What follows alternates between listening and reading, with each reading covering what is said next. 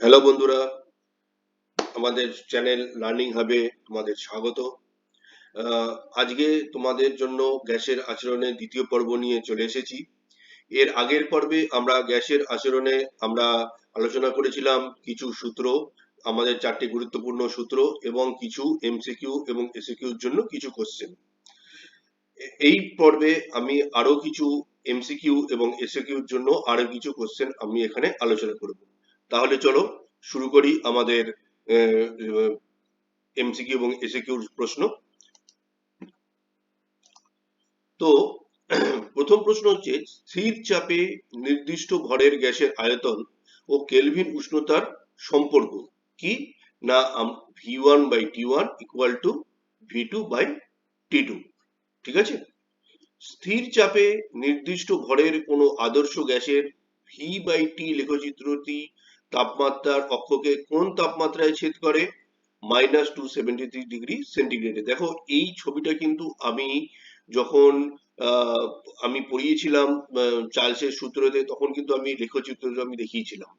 ঠিক আছে, যেটা কিনা কেলভিন স্কেলে দেখিয়েছিলাম এবং টি ডিগ্রি সেন্টিগ্রেডে দেখিয়েছিলাম, এবং আমি এটাও বলেছিলাম তোমরা অবশ্যই খেয়াল করবে যে ক্যাপিটাল টি এবং আছে কিনা বা স্মল টি আছে কিনা। ক্যাপিটাল টি হলে অবশ্যই সেটা হয়ে যাবে কেলভিন স্কেলে, এবং যখনই টি স্মল টি থাকবে সেটা হয়ে যাবে সেন্টিগ্রেড স্কেলে। যেহেতু সেন্টিগ্রেড স্কেলে হবে, তাহলে সেটা হয়ে যাবে আমাদের -273 ডিগ্রি সেন্টিগ্রেড। ঠিক আছে, নিচের কোনটি মোলার আয়তনকে সূচিত করে? V/N, R equal to V/N, এই মোলার আয়তনকে সূচিত করে।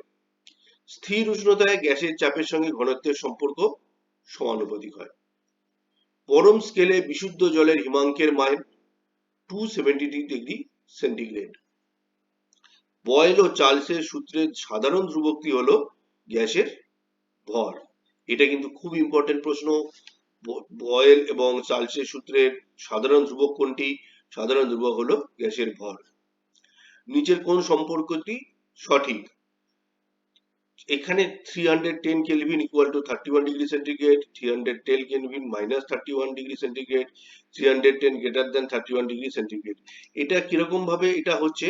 এটা যদি আমি দেখি যে আমি কিন্তু 31 ডিগ্রি মানে হচ্ছে এখানে এখানে হবে হচ্ছে আমার হবে আমাকে এটাকে কেলভিন স্কেলে নিয়ে যেতে হবে 31 ডিগ্রি সেন্টিগ্রেড। তাহলে আমার এখানে হবে হচ্ছে 273 ডিগ্রি সেন্টিগ্রেড প্লাস 31।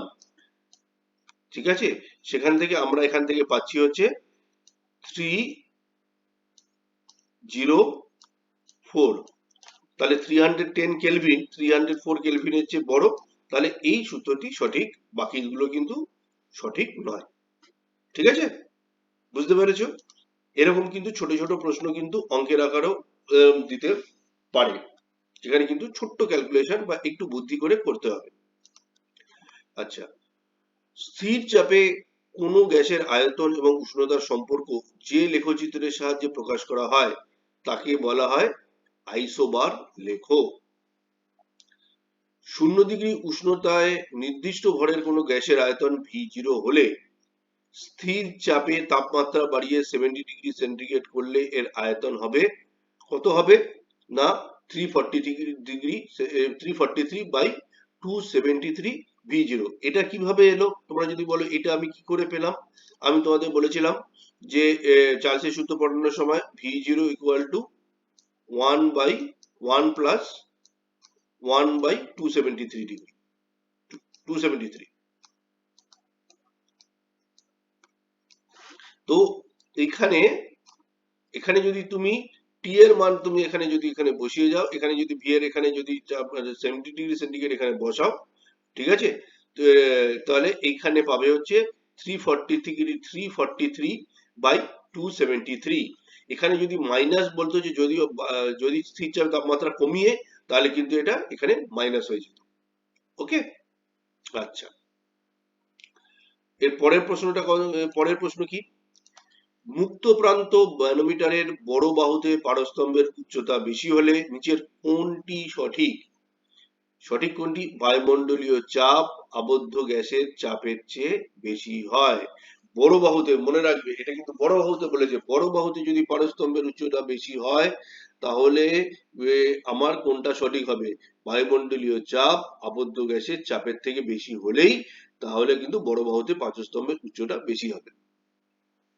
চার্লসের সূত্রের গাণিতিক রূপ হচ্ছে ভি সমানুপাতিক টি। ঠিক আছে, সেখান থেকে আমরা পাই v1/t1 = v2/t2 বা v/t = k, সেখান থেকে পাই v1/t1 = v2/t2। একটি বাস্তব গ্যাস নিচের কোন শর্তে প্রায় আদর্শ গ্যাসের মতো আচরণ করবে? নিম্ন চাপ ও উচ্চ উষ্ণতায়। মোলার গ্যাসের ধ্রুবকের একক কি? মোলার গ্যাসের ধ্রুবকের একক হলো জুল পার মোল পার কেলভিন। ওকে, পরম শূন্য উষ্ণতায় কোন গ্যাসের আয়তন সব সময় শূন্য হয়ে যায়। ঠিক আছে, পরম উষ্ণতায় কোন আদর্শ গ্যাসের আয়তন সব সময় শূন্য হয়ে যায়। এরপরে কি? গ্যাসের গতীয় তত্ত্ব অনুযায়ী একটি আদর্শ গ্যাসের পরপর দুটি সংঘর্ষের মাঝে গ্যাসের অণুগুলির গতির প্রকৃতি কি হয়? সরল রৈখিক হয়। ঠিক আছে, সরল রৈখিক হয়। কোন নির্দিষ্ট ভরের গ্যাসকে স্থির চাপে 0°C থেকে 273°C উষ্ণতায় উত্তপ্ত করা হলো। গ্যাসটির অন্তিম আয়তনের সঙ্গে প্রাথমিক আয়তনের সম্পর্ক কি? V2 = 2V। ওকে,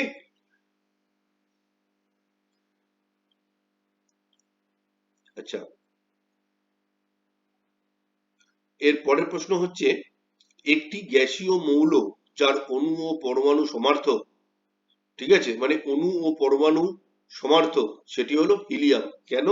হিলিয়াম হিলিয়াম যেহেতু আমরা জানি যে কোনো হিলিয়াম কি? হিলিয়াম একটি নিষ্ক্রিয় গ্যাস এবং নিষ্ক্রিয় অ্যাভোগাদ্রো প্রকল্প অনুযায়ী বা অ্যাভোগাদ্রো সূত্রের অনুসিদ্ধান্ত অনুযায়ী আমরা জানি যে নিষ্ক্রিয় গ্যাস বাদে সমস্ত অণু দ্বিপরমাণুক। তার মানে আমি হাইড্রোজেনকে আমরা এখানে লিখতে পারি হচ্ছে H2, ঠিক আছে, ক্লোরিনকে লিখি Cl2, ওজোন হচ্ছে O3। কিন্তু হিলিয়ামের ক্ষেত্রে এগুলো কিন্তু দ্বিপরমাণুক নয়, এটা হচ্ছে হিলিয়াম H, হিলিয়াম He।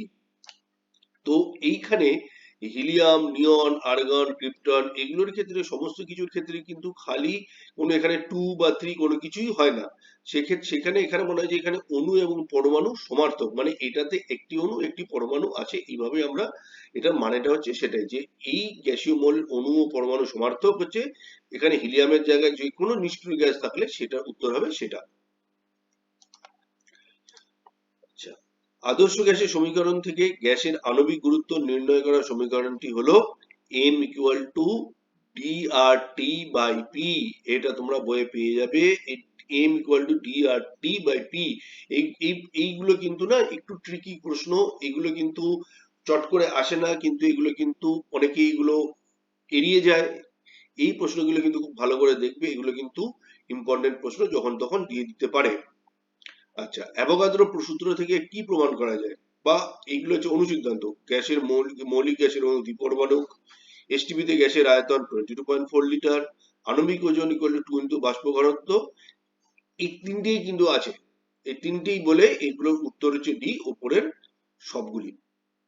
ঠিক আছে, কোন নির্দিষ্ট পরিমাণ গ্যাসের আভ্যন্তরীণ শক্তি নির্ভর করে তাপমাত্রার উপর।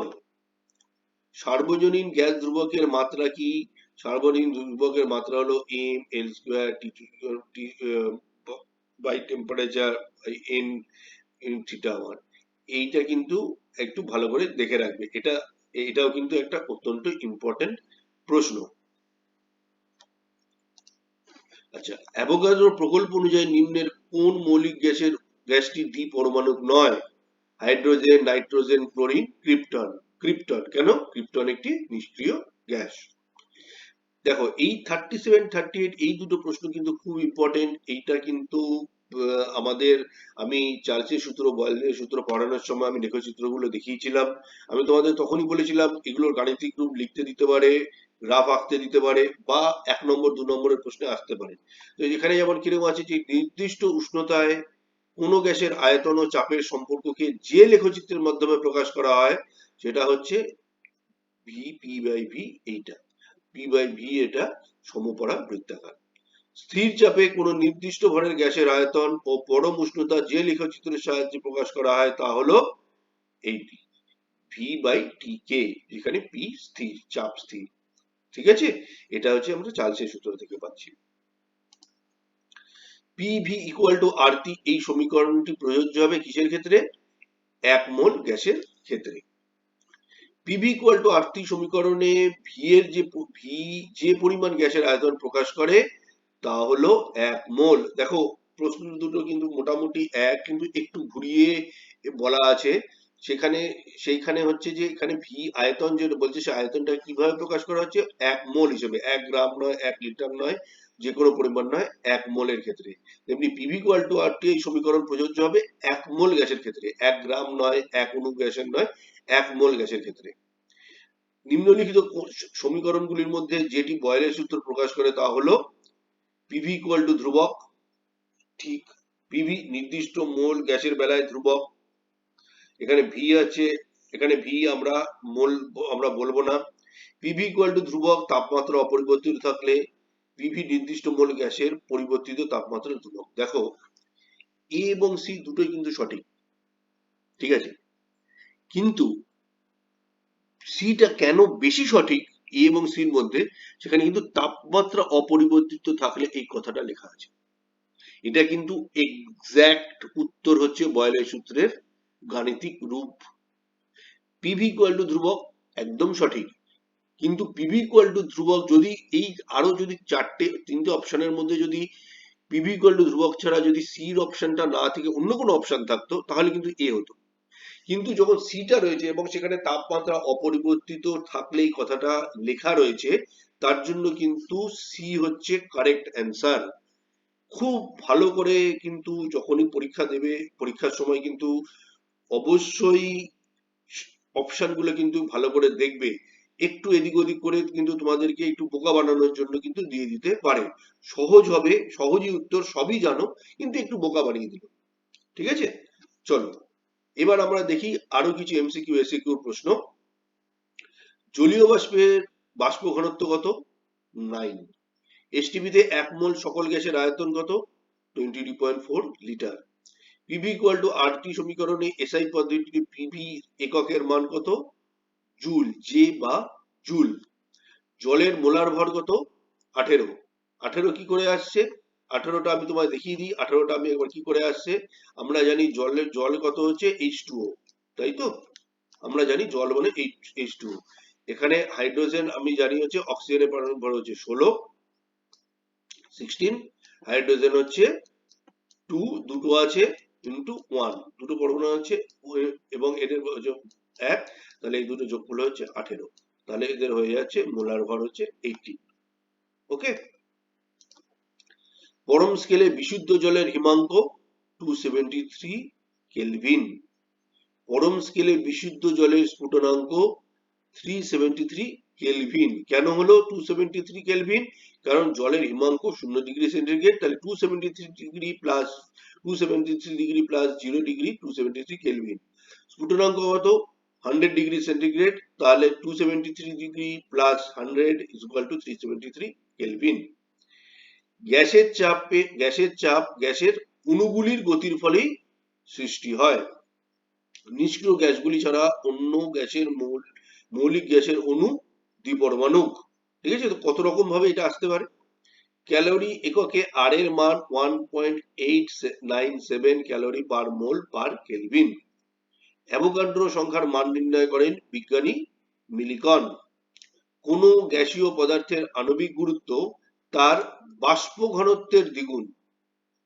ঠিক আছে, ওজনের পারমাণবিকতা 3। সেলসিয়াস স্কেলে কোন উষ্ণতা টি এবং পরম স্কেলে এই উষ্ণতা বা ক্যাপিটাল টি হলে ওদের মধ্যে সম্পর্ক হবে capital T equal to 273 plus T. এখানে টি মানে হচ্ছে আমি 10 ডিগ্রি 0 ডিগ্রি যে কোনো সেন্টিগ্রেড যেটা হবে সেটা। তো উষ্ণতা সম্পর্ক হচ্ছে এইটা। স্থির চাপে নির্দিষ্ট ভরের গ্যাসের ঘনত্ব গ্যাসটির পরম উষ্ণতার সাথে ব্যস্তানুপাতে পরিবর্তিত হয়। ঠিক আছে, ভীষণ ইম্পর্টেন্ট একটি প্রশ্ন, মাধ্যমিকে আসার মতো। যে উষ্ণতার অস্তিত্ব নেই -40 ডিগ্রি সেন্টিগ্রেড, অবশ্যই -40 কারণ -40 মানে হচ্ছে যে আমরা জানি 273 হচ্ছে পরম উষ্ণতা, তারপরে আর কিছু হতে পারে না, সেখানে -40 তো হতেই পারে না, কিন্তু -40 ডিগ্রি সেন্টিগ্রেড কিন্তু আমাদের হতে পারে। চরম শূন্য উষ্ণতায় অণুর গতিশক্তি ও বেগ শূন্য হয়। ঠিক আছে, 1 মোল পরিমাণ আদর্শ গ্যাসের গতিশক্তির মান 3/2 কেটি। তাপমাত্রা বৃদ্ধি পেলে গ্যাসের অণুর ব্রাউনীয় গতি বৃদ্ধি পায়। গ্যাসের অণুগুলির পরপর দুটি ধাক্কার মাঝের দূরত্বকে বলে মুক্তিপথ। গভীর জলের তলদেশ থেকে একটি বায়ুর বুদবুদ যখন উপরের দিকে ওঠে তখন তার আয়তন বেড়ে যায়। ঠিক আছে, ব্যাপন সাধারণ চাপে ঘটে। আদর্শ গ্যাসের মোট আয়তন শূন্য হয়। খনিজ মার্স গ্যাসের উপস্থিতি বোঝাতে বৈদ্যুতিক ঘণ্টায় গ্যাসের ব্যাপন ধর্মের প্রয়োগ করা হয়। বিভিন্ন গ্যাসের উষ্ণতা সমান হলে তাদের অণুর আরএমএস গতিবেগ সমান হবে। ঠিক আছে, অ্যাভোগাড্রোর প্রকল্প শুধু গ্যাসীয় পদার্থের ক্ষেত্রেই প্রযোজ্য, তরল বা কঠিন পদার্থের ক্ষেত্রে কিন্তু অ্যাভোগাড্রোর প্রকল্প প্রযোজ্য নয়। চার্লসের সূত্রে 1/273 ভগ্নাংশটিকে বলা হয় আয়তন গুণাঙ্ক, এটা আমরা কিন্তু পড়ানোর সময় বলেছিলাম। একই উষ্ণতা বৃদ্ধিতে বিভিন্ন কঠিন পদার্থের আয়তন বিভিন্ন মাত্রায় বাড়ে। ঠিক আছে, একই উষ্ণতা বৃদ্ধিতে চাপ অপরিবর্তিত থাকলে বিভিন্ন গ্যাসের আয়তন একই মাত্রায় বাড়ে। দেখো প্রশ্ন দুটো দেখো, একটু এদিক ওদিক করা আছে। একই উষ্ণতা বৃদ্ধিতে বিভিন্ন কঠিন পদার্থের আয়তন বিভিন্ন মাত্রায় বাড়ে। একই উষ্ণতা বৃদ্ধিতে চাপ অপরিবর্তিত থাকলে বিভিন্ন গ্যাসের আয়তন, এখানে বিভিন্ন কঠিন পদার্থের আয়তন বলেছে, এখানে আমরা বলছি বিভিন্ন গ্যাসের আয়তন, এখানে হচ্ছে একই মাত্রায় বাড়ে। একই চাপ ও উষ্ণতায় সম আয়তন সকল গ্যাসের মধ্যে সমান সংখ্যক অণু থাকে। বেলুন ফোলানোর সময় যে সম্পর্কটি প্রযোজ্য হয় সেটি হলো PV/T ইকুয়াল টু ধ্রুবক, নাকি PV ইকুয়াল টু nRT, সেটা হচ্ছে PV ইকুয়াল টু nRT। তাহলে আমরা দেখো এই ভিডিওতে আমরা প্রায় এখানে 30 আর ওখানেও প্রায় আমরা 30 মোটামুটি 60টা মতো আমরা এমসিকিউ এবং এসএকিউ প্রশ্ন দেখলাম, এবং সব মিলিয়ে প্রায় আমরা 70-এর উপরে আমরা এমসিকিউ এসএকিউ দেখেছি এই তাপের চ্যাপ্টার থেকে। এবং আমি তোমায় বলতে পারি যে এই কটা প্রশ্ন যদি তোমরা তৈরি করো, তোমরা কিন্তু পরীক্ষার মধ্যে কিন্তু তোমরা কিন্তু কমন পাবে। তাহলে আজকে বন্ধুরা আমি আমার দ্বিতীয় পর্ব এখানেই শেষ করছি। ভিডিওটা কেমন লাগলো ইনবক্সে কমেন্ট করে জানিও, আর অবশ্যই তোমরা এটা লাইক করতে ভুলো না, সাবস্ক্রাইব করে নিও চ্যানেলটা, এবং বেল বাটন প্রেস করে রাখো, যাতে যখনই আমি নতুন ভিডিও আসবে তখনই কিন্তু তোমাদের কাছে পৌঁছে যাবে। তাহলে আজকে এখানেই দ্বিতীয় পর্ব সমাপ্ত করি। এর পরের পর্বে আমি কিন্তু 2 মার্কসের প্রশ্ন কিছু আলোচনা করব। ঠিক আছে, রাখি তাহলে, ধন্যবাদ।